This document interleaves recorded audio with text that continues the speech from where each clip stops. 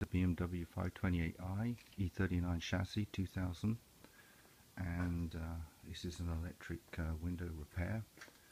I've removed the door panel and fixed the electric window.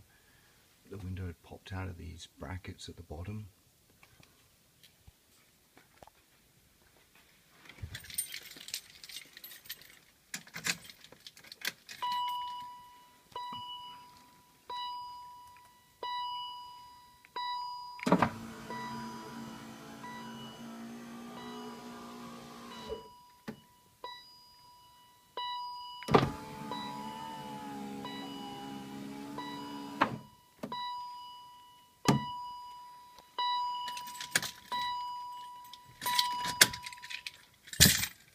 So that's fixed, got to put it back together.